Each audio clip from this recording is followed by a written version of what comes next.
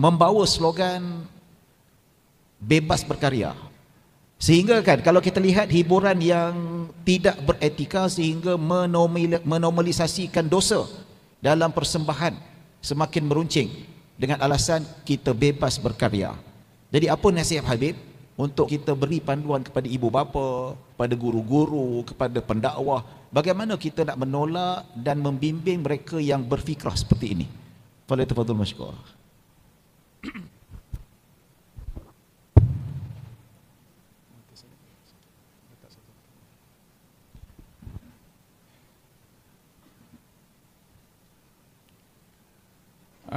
Sumber pendidikan ini bukan hanya sekedar ilmu yang didapat untuk disampaikan, tetapi ia membentuk kepada personality dan juga karakter. Untuk kita dapat memahami pembentukan karakter melalui pendidikan, itu ada 3 faktor utama untuk membentuk cara berpikir seseorang, karakter seseorang, dan juga sikap seseorang. Yang pertama adalah rumah. Yang kedua adalah sekolah. Yang ketiga itu lingkungan. Oleh sebab itu kalau kita melihat di dalam Al-Quranul Karim, Allah Subhanahu wa Ta'ala berbahas tentang rumah, itu diiringi dengan pendidikan. Walaupun rumah itu menjadi keperluan asas untuk seseorang berteduh, rehat, tetapi ada hak yang perlu diberi oleh tuan rumah kepada rumah, yaitu bersifat pendidikan.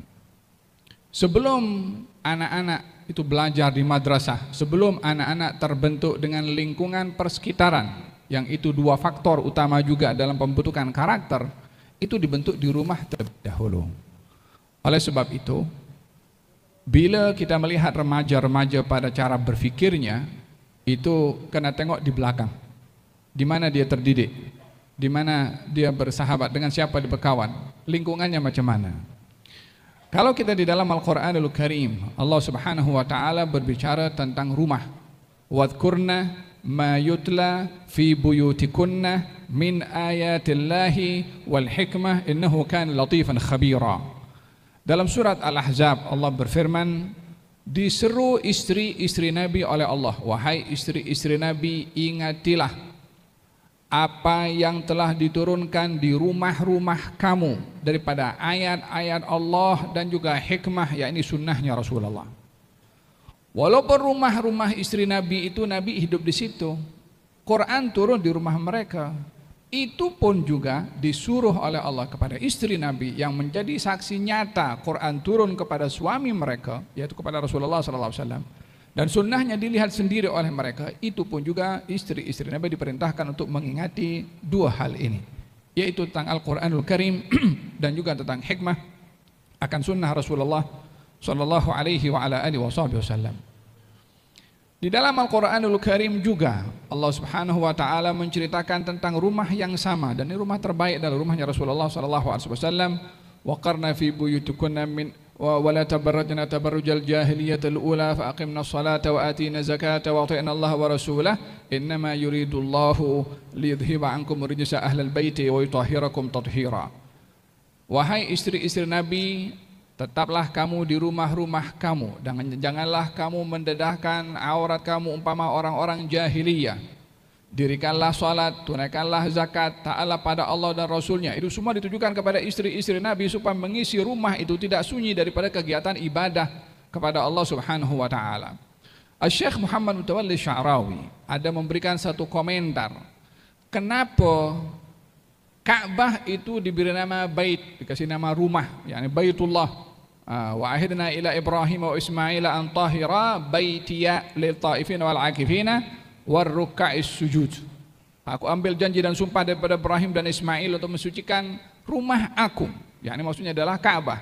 Kata beliau, kenapa Ka'bah itu diberi nama rumah? Disebabkan oleh kerana Allah ketika menguji rumah tangga Nabi Ibrahim dan juga istrinya Siti Hajar dan juga putranya Nabi Ismail, ketika ketiga-tiganya diuji oleh Allah dengan berbagai macam ujian dan dugaan, diperintahkan untuk berpisah daripada anak istrinya, Nabi Ibrahim lakukan.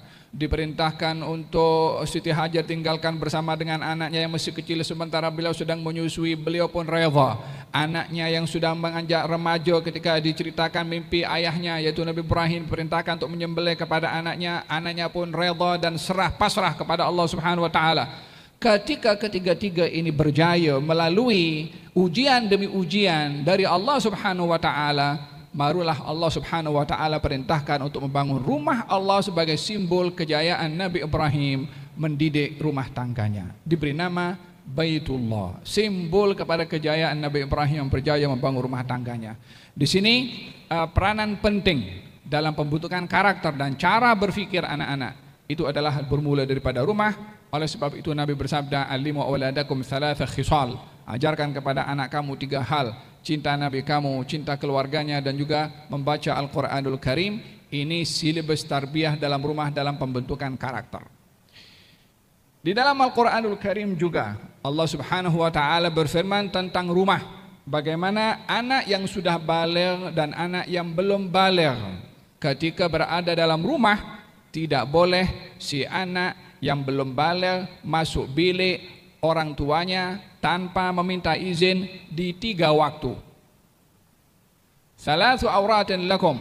3 waktu ini anak kamu yang belum baligh perintahkan minta izin kalau masuk bilik orang tuanya. Bila 3 masa ini? Min qabli salatil fajri, sebelum subuh. Wa hina tada'una thiyabakum minadh dhahirah, waktu siang. Kemudian selepas waktu isya atau selepas salat isya. 3 masa ini, ketiga masa ini orang tua berada dalam keadaan rehat atau dalam keadaan yang ia adalah termasuk private, suami dengan istri, yang tidak boleh dinampak oleh anaknya kalau masuk ke dalam biliknya dalam keadaan melihat dengan keadaan yang kurang sesuai, kurang sopan dilihat oleh anaknya. Bila sudah lepas selain daripada 3 masa ini, silahkan anak tadi untuk masuk tanpa meminta izin. Tapi bagi anak yang sudah baligh, bukan hanya 3 masa, setiap saat nak masuk bilik orang tuanya mesti meminta izin.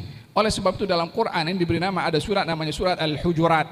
Al-Hujurat artinya bilik. Untuk apa kira-kira surat dalam Quran diberi nama surat bilik, sementara bilik itu ruang yang khusus dalam rumah?